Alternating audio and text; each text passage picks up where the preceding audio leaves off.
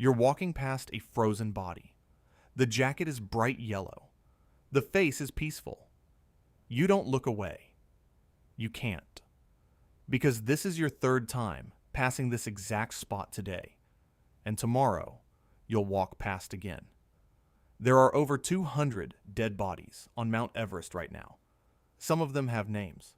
Most of them are landmarks. You didn't come here to see corpses. You came here to stand on top of the world. But to get there, you have to climb through 5 camps. Each one higher. Each one colder. Each one closer to the place where your body stops being able to keep you alive. Level 1. Base Camp. You're 5,364 meters above sea level.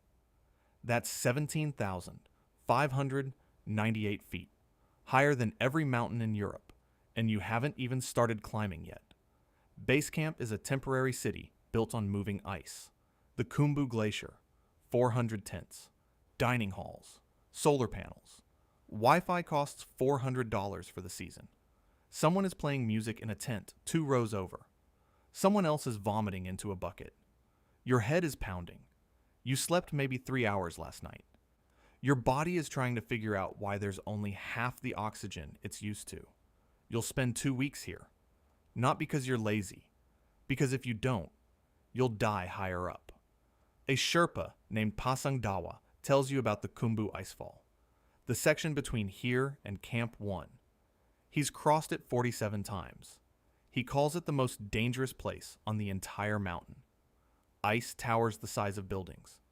Crevasses that swallow people whole. The glacier moves constantly.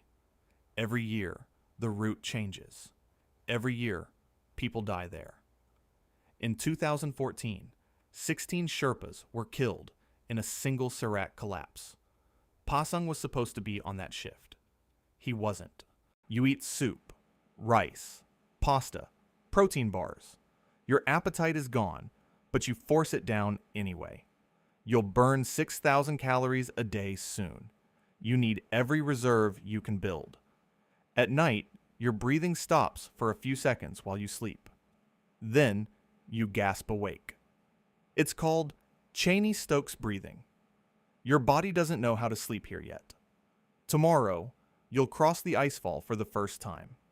Pasang tells you to leave at 3 a.m. The ice is most stable in the cold. By 9 a.m., the sun makes it a death trap. Level 2, Camp 1. You're 6,065 meters up. You just climbed through the icefall in the dark. Aluminum ladders lashed together across crevasses. 3 stories of black emptiness below your boots. The glacier groaned the entire time. You heard it. Felt it. One of the climbers in your group froze halfway across a ladder. Just stopped.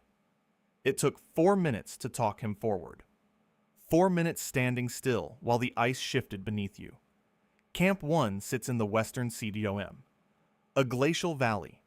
The Sherpas call it the Valley of Silence. Your lungs are screaming. Silence is not what you hear. Your heart is beating 120 times per minute just sitting here. Oxygen is 45% of sea level now. Your body is producing extra red blood cells. It's also breaking down muscle for fuel. You're losing weight, and you haven't even noticed. A veteran climber named David from Australia is in the tent next to yours. This is his second attempt. His first attempt ended at Camp 3. Altitude sickness. He descended, waited a year, came back. He tells you most people quit before they even get to the hard part. You don't ask what the hard part is. You eat freeze-dried curry. It tastes like cardboard. Water boils at 80 degrees Celsius here, not 100 degrees Celsius. The laws of physics are different. Food never cooks properly.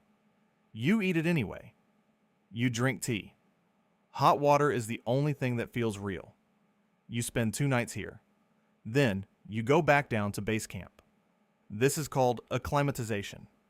Climb high, sleep low. You'll do this rotation 3 times before the summit push. Each time, your body adapts a little more. Each time, you lose a little more of yourself. Level 3. Camp 2. You're 6,400 meters now, 21,000 feet. Camp 2 is the last place that feels remotely survivable. Tents are set up on flat ground. There's a kitchen tent, a medical tent. Some expeditions bring a laptop and projector for movie nights. This is not luxury. This is psychological survival. You've been on the mountain for 35 days? You're starting to forget what normal air feels like. Your body is different now. Blood oxygen is 40% of sea level. Your resting heart rate is 90. You've lost 12 pounds. Your face is gaunt. Your fingers are swollen. Digestion has mostly stopped. Eating is a job, not a pleasure. You force down soup, energy gels, chocolate that tastes like nothing. A guide named Lakpa Sherpa has summited Everest 9 times. She's in your expedition. She doesn't talk much, but when she does, everyone listens. She tells you about the Lhotse face, the wall of ice you'll climb tomorrow to reach Camp 3. A 40-degree slope, 762 meters of vertical ice. Fixed ropes the entire way. If the rope fails, you fall. If you slip, you fall. There is no in-between. You spend 5 days at Camp 2, longer than anywhere else. You start to know people, their habits, their fears. A climber from Norway tells you he's doing this for his daughter. She has a degenerative disease. He wants to show her that impossible is just a word. You don't know what to say to that, so you nod. That's enough. At night, you lie in your sleeping bag and think about the bodies above, the ones you'll walk past in 3 days. You wonder if they thought they'd make it. You wonder if you will. Level 4. Camp 3. You're 7,200 meters up, 23,600 feet. Your tent is carved into the Lhotse face, a narrow ledge on a near vertical wall of ice. The tent is anchored with ice screws. If one fails, the tent slides. If the tent slides, you go with it. You don't sleep. You just close your eyes and wait. This is where you start using supplementary oxygen. A mask over your face. A cylinder on your back. 2 liters per minute. It doesn't make breathing easy. It just makes breathing possible. Each cylinder weighs 3.4 kilograms and lasts 6 hours. You'll need 4 of them to reach the summit and return. Your body is in crisis now. Oxygen is 35% of sea level. Your heart is working overtime just to circulate blood. Risk of HAPE, pulmonary edema. Fluid in the lungs. You can hear it when people breathe. A crackling, wet sound. Risk of HACE, cerebral edema. Fluid in the brain. Symptoms include confusion, inability to walk straight, hallucinations. Both are fatal if you don't descend immediately. A climber named Chen from Beijing is in the tent below yours. He summited Cho Oyu last year, the 6th highest mountain in the world. He thought Everest would be similar. It's not. He tells you he's seen things that aren't there. A figure walking on the ridge, a voice calling his name. The altitude does this. The brain starves for oxygen and fills the gaps with ghosts. You spend 1 night here, maybe 2. You can't stay longer. The body doesn't adapt at this altitude. It only deteriorates. Tomorrow you move to Camp 4, the death zone, the place where the mountain stops letting you live.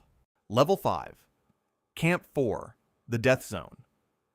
You're 7,950 meters above the world, 26,000 feet, the South Pole, a wind-swept plateau of rock and ice and abandoned oxygen canisters, and things you don't want to look at too closely. The wind never stops.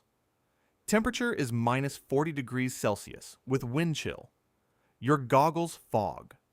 Your fingers are numb inside 2 layers of gloves. This is the death zone. Above 8,000 meters, the human body cannot acclimatize. It can only die slower or faster. You are not climbing anymore. You are surviving. Blood oxygen saturation is 50%. In a hospital, that number would trigger a code blue. Your heart is beating 140 times per minute sitting still. Your brain is foggy. Simple decisions take minutes. You forget why you're here. Then you remember. Then you forget again. You're burning muscle tissue for fuel now. Your body is consuming itself. Every step you take is borrowed time. Digestion has stopped completely. You force down a few sips of tea, a bite of energy bar. It tastes like ash. You lie in your tent and breathe bottled oxygen and wait for 11 p.m. That's when you leave for the summit. You won't sleep. Sleep here can be permanent. A guide named Kami Rita Sherpa is leading your group. He's summited Everest 30 times, a world record. He's 54 years old. He moves through the death zone like it's a Sunday walk. He checks your oxygen, your mask, your carabiners. He doesn't say much. He doesn't need to. His eyes tell you everything. You either have it or you don't. At 11:17 p.m., you clip into the fixed line and start climbing. The stars are so bright they hurt. The wind cuts through every layer. You move 1 foot at a time. Breathe. Step. Breathe. Step. You pass a body at 8,440 meters. The balcony. Bright red jacket. Face turned toward the sky. You keep moving. Level 6. The summit. You're standing at 8,848.86 meters above sea level, 29,031.7 feet, the highest point on Earth. You can see the curvature of the planet. The sky is a darker blue than you've ever seen. Nepal on one side, Tibet on the other. 360 degrees of the Himalayan range spreading out forever. You have 15 minutes. You did not come here to stay. You come here to survive. That's all your oxygen allows. You take photos. You cry. You don't know why you're crying. Maybe relief. Maybe exhaustion. Maybe because you know 11 people died on this mountain last season, and you're not going to be number 12. Kami taps your shoulder. Time to go. Most deaths happen on the descent. Exhausted climbers make fatal mistakes. You clip back into the line. You start down. 1 step. Breathe. 1 step. Breathe. The summit is already behind you. You don't look back. 8 hours later, you're back at Camp 4. 12 hours after that, you're at Camp 2. Your oxygen is gone. Your body is wrecked. You've lost 18 pounds in 3 days. But you're alive. Ending. Quiet philosophy. You spend 3 more days descending. Camp 2, Camp 1, Base Camp. The Icefall won last time. You pass Pasang Dawa on the way down. He nods at you. That's all. No congratulations. No celebration. Just a nod. Because he knows what you know now. The summit wasn't the point. The summit was just the place you turned around. You think about the bodies you passed. The yellow jacket. The red jacket. The boots sticking out of the snow at 8,500 meters. They all made the same decision you made. They just didn't make it back. You think about Kami Rita, 30 summits, still climbing. You think about Pasang, 47 crossings of the Icefall, still going. You think about the mountain growing 5 millimeters every year, still rising, still waiting. 2 months later, you're home. Someone asks what it was like. You start to answer, then you stop, because there's no way to explain what it's like to walk through the place where your body is actively dying and keep walking anyway. You just say it was cold. That's true enough. The mountain is still there. It always will be. And every year, hundreds of people will make the same choice you made. Not because it makes sense, not because it's safe, but because some part of being human needs to know what it feels like to stand at the edge of what life permits. You understand now. The mountain doesn't care if you summit. It doesn't care if you survive. It just stands there, growing 5 millimeters a year, waiting for the next person who needs to know.